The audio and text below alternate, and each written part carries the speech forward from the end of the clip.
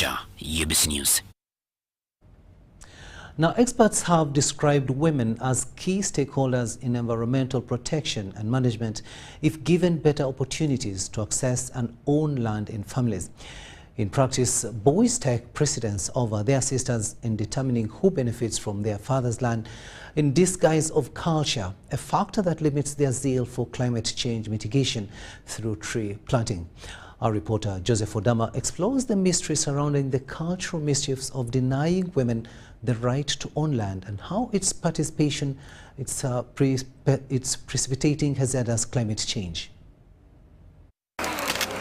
As the world population rapidly grows, a lot of pressure is exerted on the natural environment, being evidenced by exploitation of the natural resources for human survival. The 2024 data by the United Nations showed the world having 8.1 billion people, with Uganda contributing 46 million people. Of these, 23.4 million are women and 22.4 million men, according to Uganda Bureau of Statistics Report 2024. With these findings, experts regard women as people who have more interactions with the environment through agriculture and gathering wood fuel amidst limitations of land ownership. I must say land is owned by men, and that is a culture.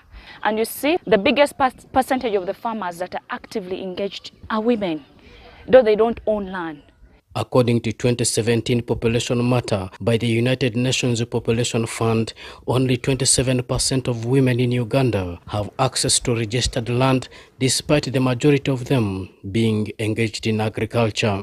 Most traditions in Uganda transfer land ownership through inheritance, succession, and donations, but the various cultures and customs prioritize ownership and rights of family land to boys that experts look at as a factor affecting the fight against climate change. Much as they access land through their husbands to farm, they still face challenges. There are those that have come to my office and telling me my husband is not allowing me to plant trees because they look at trees as a permanent investment.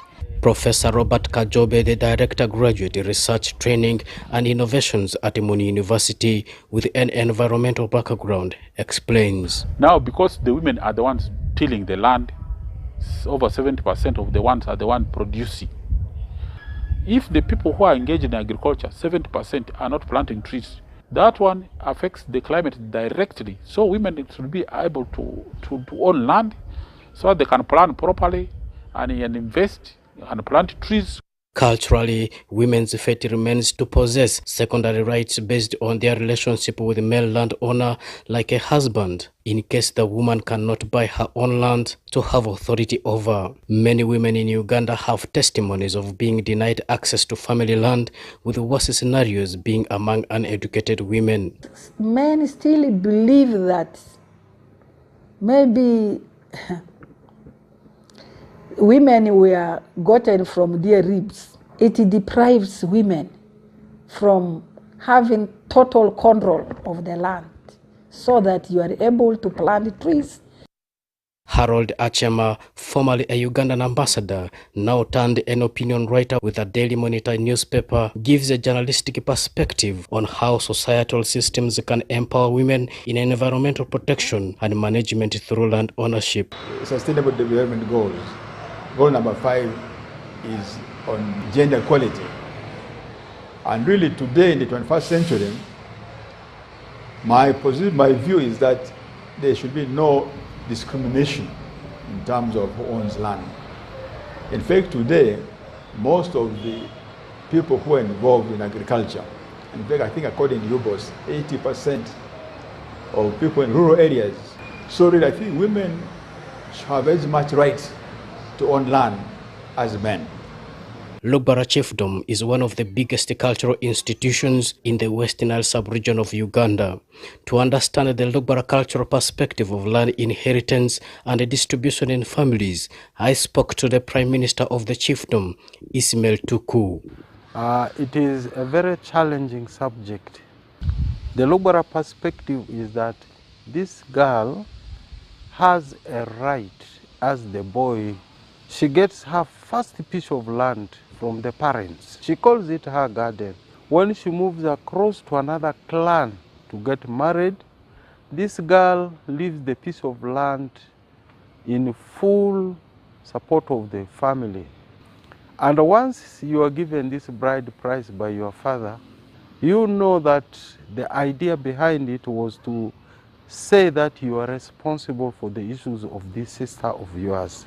The food, stuff grown in her new home may not do very well like her own from the parent side. And she normally entrusts the family back to grow for her crops that do not do well.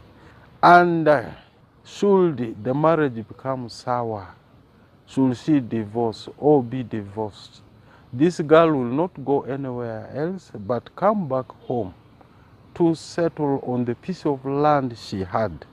Despite having equal rights in owning family land in the Lugbara tradition, boys are evidently seen claiming inheritance of their father's land, leaving girls out of the picture. There are families that receive their daughters back, their sisters back with both hands, and there are those who chase them back. Somebody comes and says, "We had given you to another clan."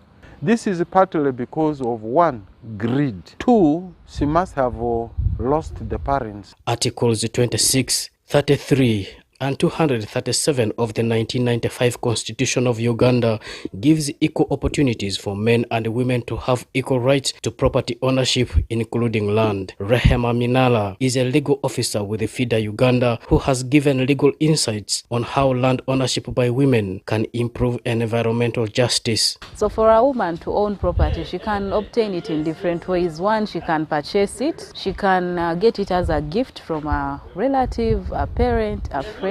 She can also inherit that property. So if they have that land and they know it's theirs, they will dig, they will plant trees. State Minister of Lands in charge of urban development, Obiga Mario Kania, says the Lands Ministry is equally concerned about the worsening climate change and the urgent need for environmental protection, where women are seen pivotal in the cause. We planned the whole country nationally where what crops, what trees, what human activities could be done in a particular place. You know, when so many people come in one area called an urban area, there's some urban center, they have a lot of impact on the environment. So the idea that women cannot hold land is wrong. In terms of environmental protection and ownership of land, women are extremely central. And women are more sensitive to these things, particularly women in the rural areas. They rely on the environment a lot for whatever they want to do. Whether it is collection of firewood, whether it's collection of water. Therefore, if women are empowered to own property on land, to own trees, they are in a better position to protect the land and conserve it. We must accept that these all cultures which are negative should be done away with. Lack of ownership of land is seen as a factor that demoralizes women in planting and protecting